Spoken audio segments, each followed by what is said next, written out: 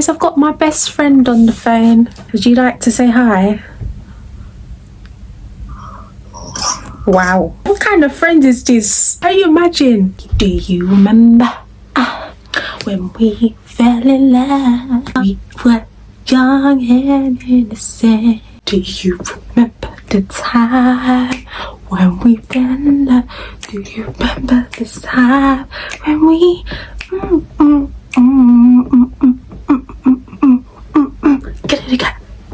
you and me on the beach. Hi guys, welcome to my channel. I'm not gonna lie, I can't see a single thing, not a damn thing.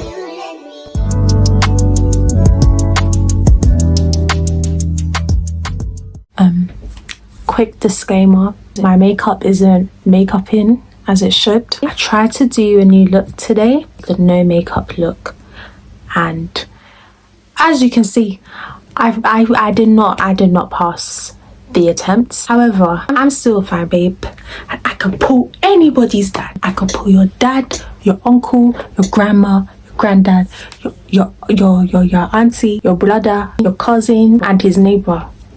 So if you want to come for me in the comments, come to me direct, right? Don't be sharing in your stupid ass, dumb ass, no substance having ass group chat.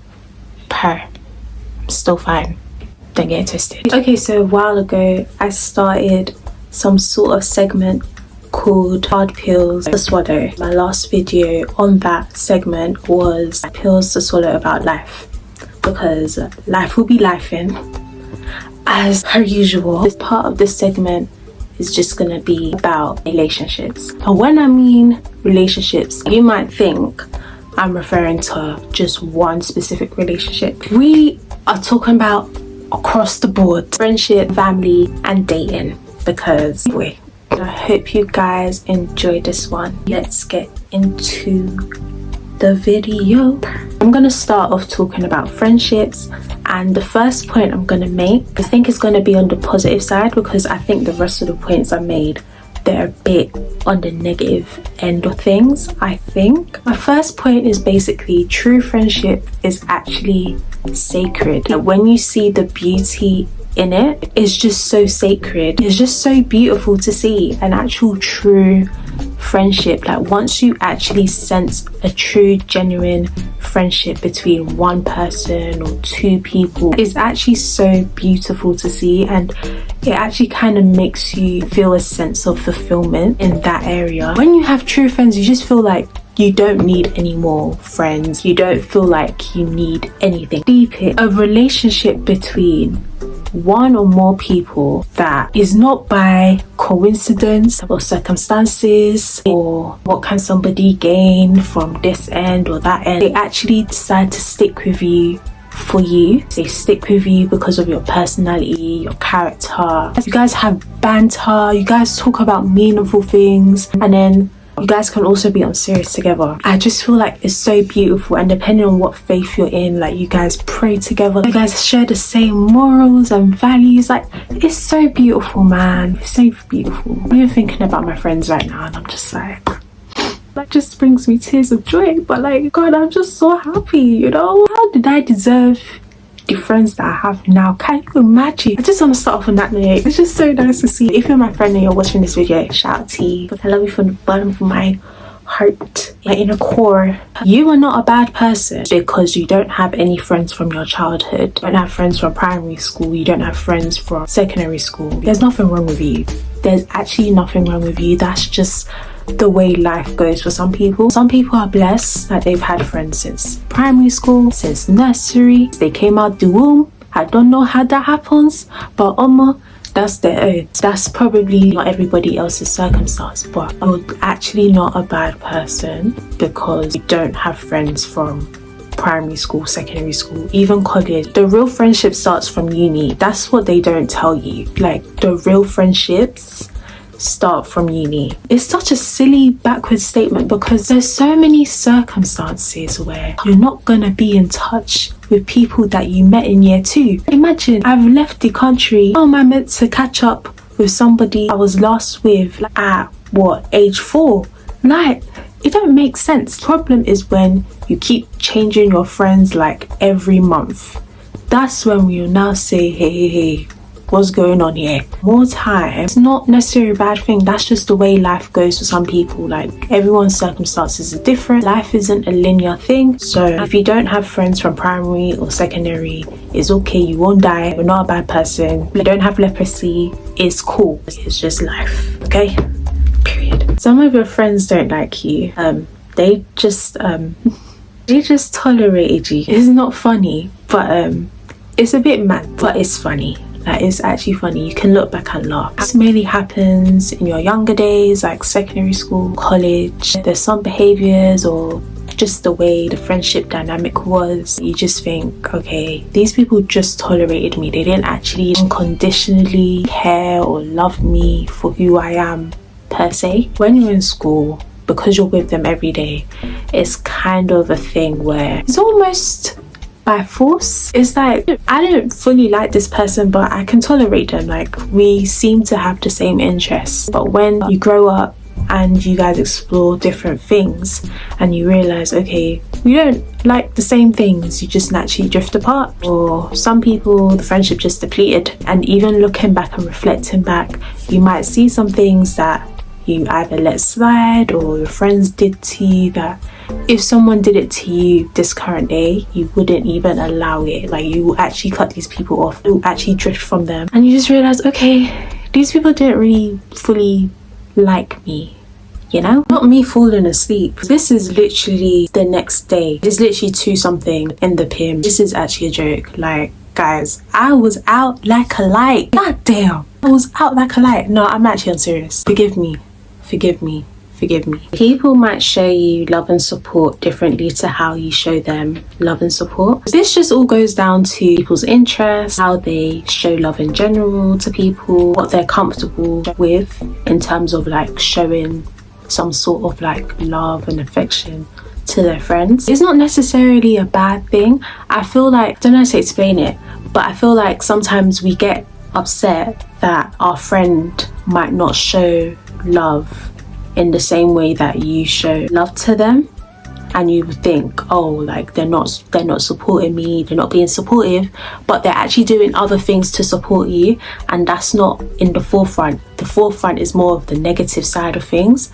And I don't know how else to explain this in more depth than just giving an example. I have a friend, she sells candles, and I don't have any business buying candles. I don't see the concept of it. I don't use candles around my house, right? But I'm always showing support by sharing her candle deals, her website on my social media, her Instagram posts.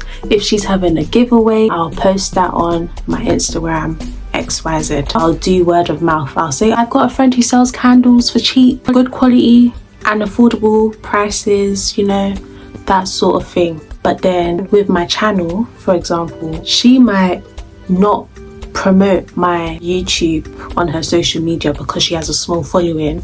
However, because she likes my content, she's always watching it, and then she'll tell people word of mouth. That's kind of an example of showing support differently. It's not a thing where one person's giving 100 and the other one's giving 0. This is where there's a problem in friendships. If somebody you call your friend does not or has not shown you by what they say or what they do that they love and truly support you and genuinely care for you, my eyes are still closed because I can't believe it. Please, I'm so sorry about it. You need to evaluate this friendship. I'm not even gonna lie. I'm not gonna lie. You don't even congratulate me when I'm celebrating. You don't even affirm me. You don't like my post. There's friends that don't like their friends' posts, and I'm just thinking, wow, not even a small comment. Like, you don't even gas up your friend. Imagine, I've put on my good hair, I've put on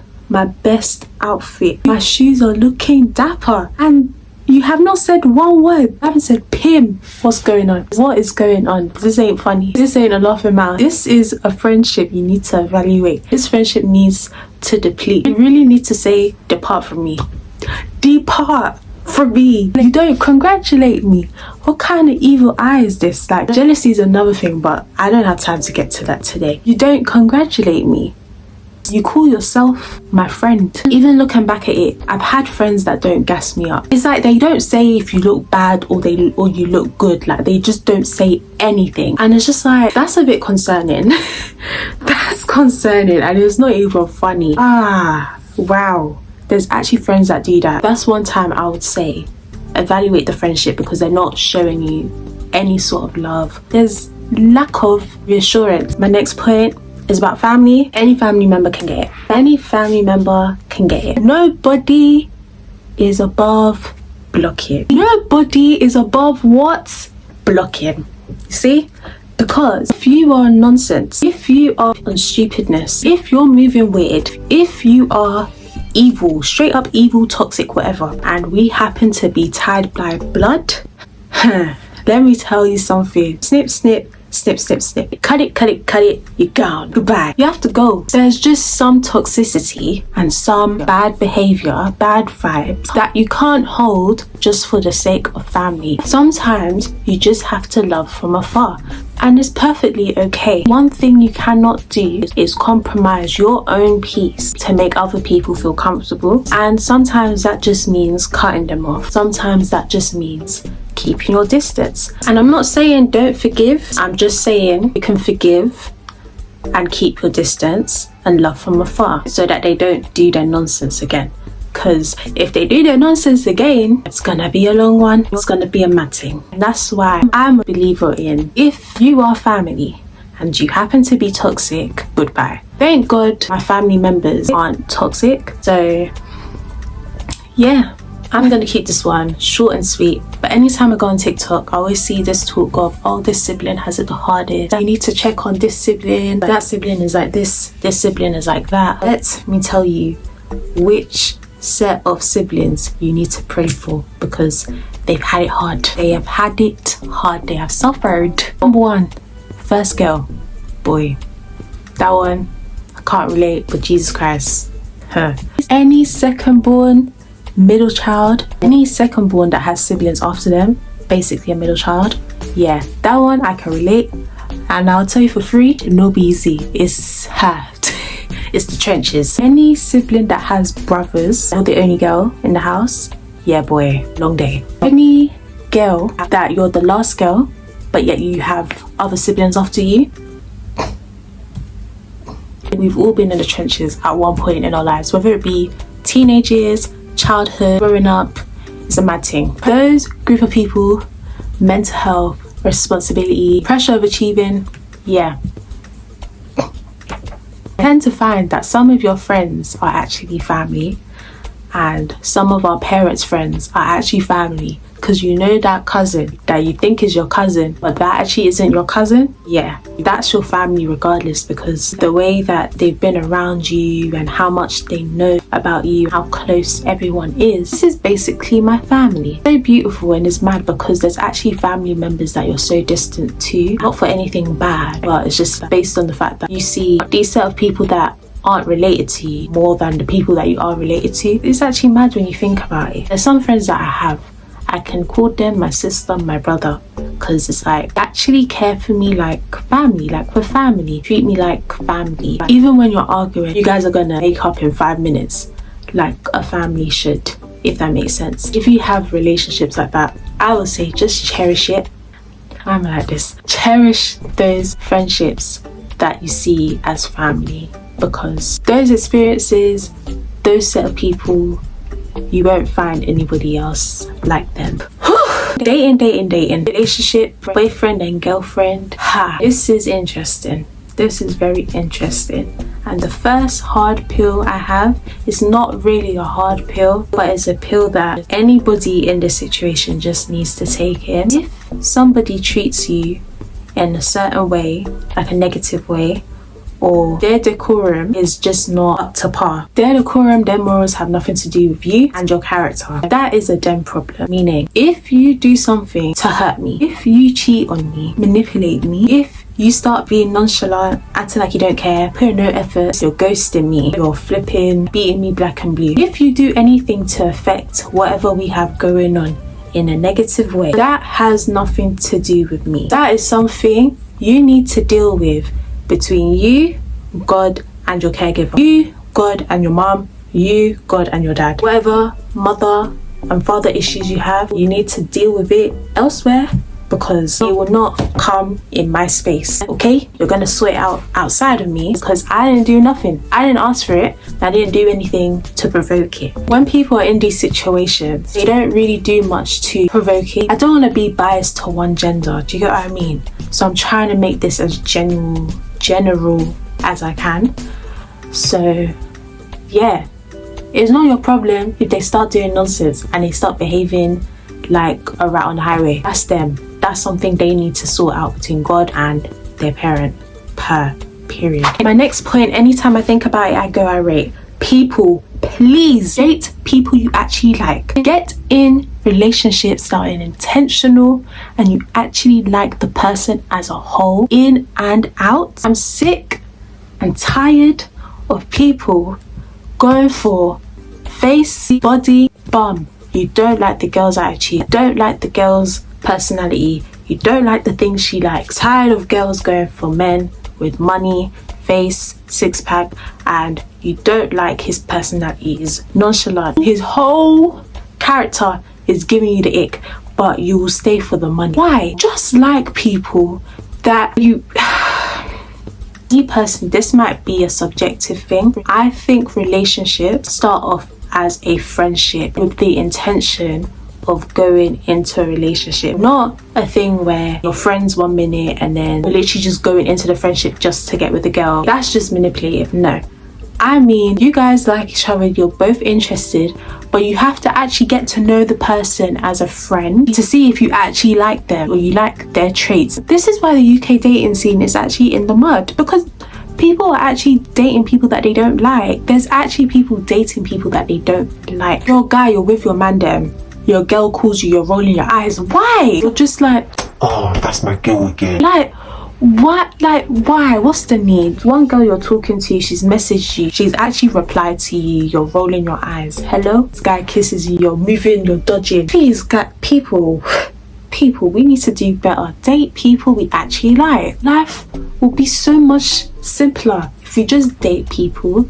and get into relationships with people that we actually like inside and out. Because, oh god, know your partner's love language and don't love them in your love language. I think the love language quiz kind of messed us up, because we're here thinking my love language is words of affirmation. So because I love words of affirmation, that means my partner loves words of affirmation. And really and truly, your partner likes quality time. A lot of people actually unconsciously love people in their own love language instead of language that your partner actually likes.